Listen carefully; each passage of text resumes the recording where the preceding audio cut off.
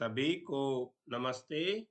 आज कर्म कारक के एक अन्य नियम के विषय में जानेंगे।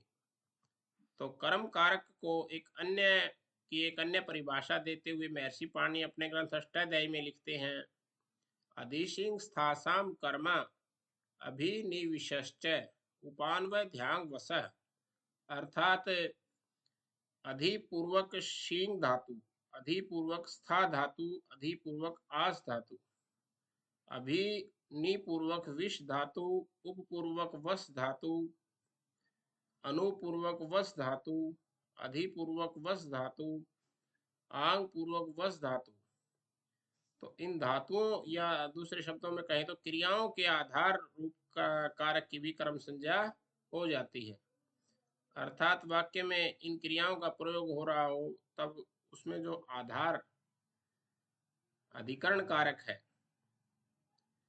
उसकी भी कर्म संज्ञा यहाँ पर ये पाणिनि इससे इन सूत्रों के माध्यम से करते हैं। तो इसके उदाहरण अब देखते हैं हम। ग्रामम अध्यास्ते अर्थात गांव में बैठता है। तो यहाँ ग्रामम ये आधार है आस धातु का,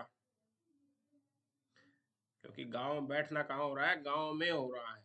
तो यहाँ पे ग्रामम में, लेकिन यहाँ पे नियम कर देने से ग्रामम में द्वितीय विभक्ति हो गई कर्म संज्ञा हो जाने से। तो इसी प्रकार गुहाम अभिनिविशते, यहाँ पर भी अभिपूर्वक निपूर्वक विष धातु के प्रयोग में गुहा की कर्म संज्ञा हो जाए। कर्म संज्ञा होने से यहाँ पे भी द्वितीय विभक्ति का प्रयोग हो जाएगा, कर्मणि द्वितीया।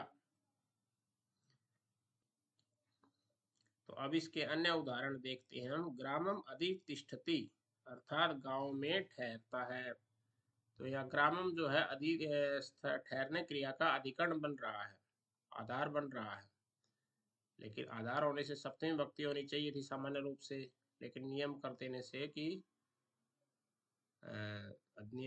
से यहाँ पे अधिपूर्वक स्था धातु में ग्रामम में द्वितीय विभक्ति हो गई है कर्म कारक संज्ञा हो जाने से। इसी प्रकार पर्यंकम अधिशेते पलंग पर सोता है। यहाँ अधिपूर्वक शिंग धातु का जो पर्यंक है, पलंग है, ये आधार बन रहा है। आधार होने से अधिकरण संज्ञा हो जाने से सप्तमी विभक्ति होनी चाहिए थी, लेकिन यहाँ पे भी द्वितीय विभक्ति हो गई है। आसंदी मध्यास्ते कुर्सी पर बैठता है, यहाँ पर अधिपूर्वक आस धातु का प्रयोग है।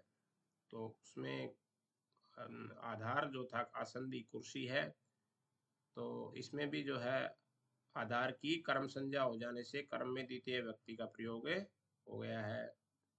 कटकम उपवस्ती सेना, तो यहाँ पे भी जो है उपपूर्वक वस धातु का प्रयोग होने पर कटक में, तो छावनी में, तो यहाँ पे जो है कर्म संज्ञा होने से कटकम में द्वितीय विभक्ति का प्रयोग हो गया है। ऐसे ही ग्रामम अनुवस्ती भिक्षुक, गांव के निकट भिक्षुक साथ साथ भिक्षुक रहता है। यहाँ पर भी अनुपूर्वक वस धातु का प्रयोग होने पर ग्रामम में कर्म कारक संज्ञा होने से द्वितीय विभक्ति हो गई है। नगरम अधिवस्ती मंडलाधीश है, नगर में मंडलाधीश अर्थात जिले का मुखिया रहता है। यहाँ पर भी नगर की अधिकरण संज्ञा आधार संज्ञा होने से अधिकरण संज्ञा होने से सप्तमी विभक्ति होनी चाहिए थी, लेकिन यहाँ पर भी नियम कर देने के कारण अधिपूर्वक वस धातु के योग में कर्म संज्ञा हो जाने से नगर की द्वितीय विभक्ति हो गई है।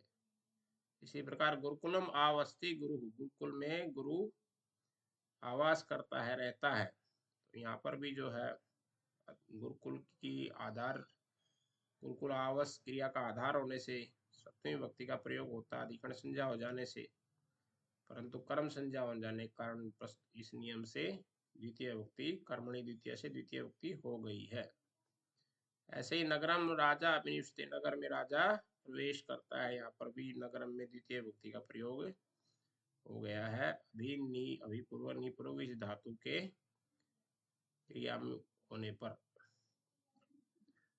तो इस प्रकार आज हमने देखा कि अधि पूर्वक शींग, स्था और आस इन क्रियाओं का प्रयोग होने पर या अभिपूर्वक निपूर्वक विश धातु का प्रयोग होने पर उपपूर्वक अनुपूर्वक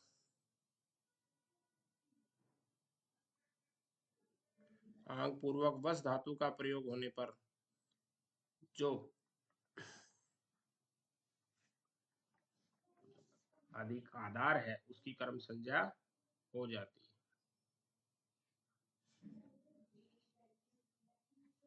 तो इसी के साथ आज का पाठ हम यही समाप्त करते हैं।